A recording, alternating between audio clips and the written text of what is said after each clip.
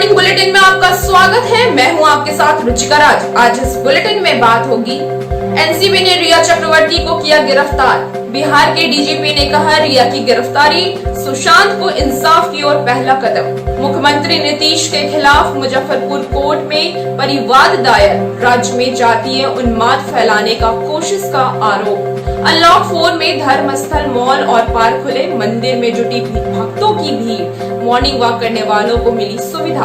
अमेरिकी अधिकारी बोले, 5G पर मिलकर काम कर रहे हैं भारत, अमेरिका और इजरायल। तमाम बड़ी खबरों से पहले एक नजर सुर्खियों पर। पटना पुलिस के छापे में बड़ा खुलासा। हैंडपंप की फैक्ट्री में तैयार हो रहे थे पिस्टल। मुखिया अब किसी योजना में चेक नहीं काट पाएंगे, ऑनलाइन करना होगा रुपए ट्रांसफर। लद्दाख में ड्रैगन ने फिर की हिमाकत। रेजांग ला में भारत चीन सैनिकों में आमना सामना। किरेन रिजिजू ने कहा, चीन में मिले अरुणाचल से लापता हुए 5 भारतीय युवक, पीएलए ने की पुष्टि। और सुर्खियों के बाद अब बात करेंगे आज की सबसे बड़ी खबर की। बॉलीवुड एक्टर सुशांत सिंह राजपूत की मौत के मामले में अब तक की सबसे बड़ी गिरफ्तारी हुई है। केस के मुख्य आरोपी रिया चक्रवर्ती को नारकोटिक्स कंट्रोल ब्यूरो यानी एनसीबी ने अरेस्ट कर लिया है। अब बुधवार को रिया चक्रवर्ती की कोर्ट में पेशी होगी। हालांकि गौर करने वाली बात यह है कि रिया की गिरफ्तारी ड्रग्स के मामले में हुई है, न कि सुशांत की मौत के मामले में। एनसीबी सुशांत केस से जुड़ी ड्रग्स एंगल की भी जांच कर रही है। एनसीबी द्वारा अभिनेत्री रिया चक्रवर्ती को गिरफ्तार करने पर बिहार के डीजीपी गुप्तेश्वर पांडे ने कहा है कि सबूत मिलने के बाद ही एनसीबी ने रिया चक्रवर्ती को गिरफ्तार किया है। सुशांत सिंह राजपूत को इंसाफ मिलने की दिशा में यह पहला कदम है। इसके अलावा डीजीपी ने सुशांत सिंह राजपूत केस की जांच कर रही सीबीआई पर भी भरोसा जताया है। डीजीपी ने कहा है कि रिया चक्रवर्ती का चेहरा पूरी तरह से बेनकाब हो चुका है। मुख्यमंत्री नीतीश कुमार के खिलाफ मंगलवार को मुजफ्फरपुर कोर्ट में परिवाद दायर किया गया। सीएम पर आरोप है कि वे राज्य में जातीय उन्माद फैलाने की कोशिश कर रहे हैं। बिहार में दलित परिवार की किसी की मौत पर नौकरी देने के मामले में भीखनपुरा निवासी गौरव कुमार सिंह ने मुजफ्फरपुर के सीजीएम कोर्ट से यह परिवाद दायर किया है। कोरोना से बचाव के लिए केंद्र सरकार के अनलॉक 4 को लेकर जारी दिशा निर्देश बिहार में भी लागू हो गया है। पटना समेत पूरे बिहार में मंगलवार को धर्मस्थल, पार्क, मॉल खुल जाएंगे। सब्जी, फल, मीट, मछली सहित अन्य सभी तरह की दुकानों पर भी खुलने और बंद होने वाले समय सीमा को हटा दिया गया है। पटना पुलिस की एसटीएफ ने मंगलवार को खुसरूपुर में हैंडपंप की फैक्ट्री में छापा मारा।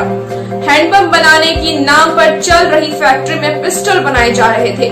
पुलिस को यहां से लगभग 2 दर्जन तैयार और अधिनिर्मित 7 mm के पिस्टल मिले।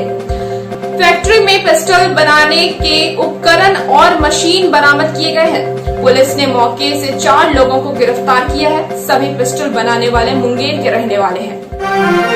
पटना में मंगलवार को दिन दहाड़े अपराधियों ने गोली मारकर एक वकील की हत्या कर दी।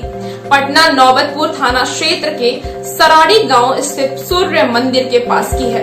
मृतक की पहचान अलीपुर निवासी दिनेश्वर सिंह के बेटे हरिंद्र सिंह के रूप में हुई है। बताया जा रहा है कि जमीन विवाद के चलते अपराधियों ने इस वारदात को अंजाम दिया है। हालांकि इसकी आपराधिक पुष्टि नहीं हुई है। औरंगाबाद जिले में मंगलवार सुबह एक वृद्ध महिला झाड़ी में गोईठा उठाने गई। वहां गोबर के पास उसे एक पान मसाले का डब्बा मिला। उसे गोईठे के साथ टोकरी में भरकर घर ले आई और बेटे को देकर खोलने को कहा। बेटे ने जैसे ही डब्बे खोले, तेज धमाका हुआ और माँ बेटा गंभीर रूप से घायल हो गए। धमाके की आवाज सुनकर मौके पर जुटे ग्रामीणों ने माँ बेटे को गंभीर हालत में निजी अस्पताल में भर्ती कराया है। पंचायतों में मुखिया अब किसी योजना में चेक काटकर नहीं दे पाएंगे। काम और भुगतान की प्रक्रिया को पारदर्शी बनाने के लिए सरकार ने ऑनलाइन व्यवस्था लागू की है। मुखिया को PFMM के माध्यम से भुगतान करना पड़ेगा। इसके लिए प्रशिक्षण देने की प्रक्रिया शुरू कर दी गई है। कांग्रेस नेता तारिक अनवर के लोजपा और जदयू पर तंज कसते हुए कहा है कि पूरा देश यह जानना चाह रहा है कि लोजपा और जदयू के बीच वाद विवाद का सिलसिला शुरू हो गया है। सत्ता में अधिक से अधिक हिस्सेदारी के लिए यह लड़ाई चल रही है। यह कोई वैचारिक मतभेद नहीं है। एनडीए के घटक दलों का नाकाब उतर रहा है और इसका जवाब बिहार की आवाम को आने वाले विधानसभा चुनाव में देना होगा। फिल्म अभिनेत्री कंगना रनौत पर अभद्र टिप्पणी करने वाले शिवसेना नेता संजय राउत को जहां शिवसेना ने प्रमोशन देकर पार्टी का मुख्य प्रवक्ता बना दिया है, वहीं उनके खिलाफ पटना में महिलाएं सड़कों पर उतर आई और अनोखा प्रदर्शन किया। महिलाओं ने हाथ में चूड़ियां और बेलन दिखाते हुए राउत को जमकर ललकारा और चूड़ी पहन लेने की नसीहत दी। प्रदर्शनकारी महिलाओं ने कंगना रनौत को शेरनी कहा और उनके साथ पूरे देश की महिलाओं के खड़े होने की बात कही। मिलते हैं एक छोटे से ब्रेक के बाद।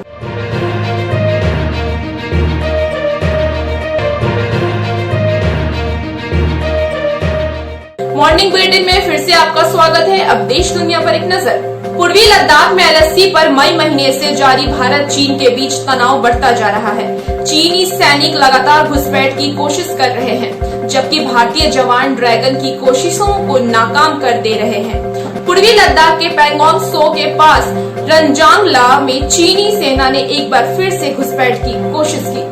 रंजांगला में चीनी सैनिक लगातार ऊंचाई वाली चोटियों को अपने कब्जे में लेने की कोशिश कर रहे हैं, हालांकि भारतीय जवान उसे नाकाम कर दे रहे हैं। शेयर बाजार नियामक सेबी यानी SEBI ने नेशनल स्टॉक एक्सचेंज को निवेशकों के KYC आधार प्रमाणीकरण की मंजूरी दे दी है। आसान शब्दों में समझे तो अब NSE को निवेशकों का KYC करने का अधिकार मिल गया है। मॉनसून सत्र के पहले दिन होने वाले राज्यसभा उपसभापति पद की चुनाव को लेकर विपक्ष एकजुट खड़ा दिखाई दे रहा है। इस मामले के जानकार लोगों ने बताया है कि विपक्ष इस चुनाव में संयुक्त उम्मीदवार उतारने जा रहा है। कांग्रेस के एक नेता ने बताया है कि फैसला मंगलवार को ही कांग्रेस की एक बैठक में लिया गया। 14 सितंबर से शुरू हो रहे सत्र में कांग्रेस समेत विपक्ष केंद्र सरकार को भारत चीन मुद्दे पर घेरने की तैयारी कर रही है। केंद्रीय मंत्री किरेन रिजिजू ने कहा है कि चीनी सेना ने इस बात की पुष्टि की है कि अरुणाचल प्रदेश से लापता 5 युवक उनके पास हैं। उन्होंने मंगलवार को ट्वीट के जरिए यह जानकारी साझा करते हुए कहा है कि चीनी सेना PALA ने भारतीय सेना की ओर से हॉटलाइन पर भेजे गए संदेश का जवाब दिया है। उन्होंने पुष्टि की है कि लापता युवक उनके इलाके में पाए गए हैं। युवकों को भारत को सौंपने के लिए प्रक्रियाओं को पूरा किया जा रहा है। भारत, इजराइल और अमेरिका ने विकास वाले क्षेत्रों तथा अगली पीढ़ी की उभरती प्रौद्योगिकियों में आपसी सहयोग से काम करना शुरू कर दिया है। एक शीर्ष अधिकारी ने कहा है कि तीनों देश 5G संचार नेटवर्क पर भी मिलकर काम कर रहे हैं। अधिकारी ने कहा है कि तीनों देश एक पारदर्शी, खुले, विश्वसनीय और सुरक्षित 5G संचार नेटवर्क पर काम कर रहे हैं। बिहार टिक्स के मॉर्निंग बुलेटिन में सिर्फ इतना ही। देखते रहिए बिहार टिक्स। नमस्कार।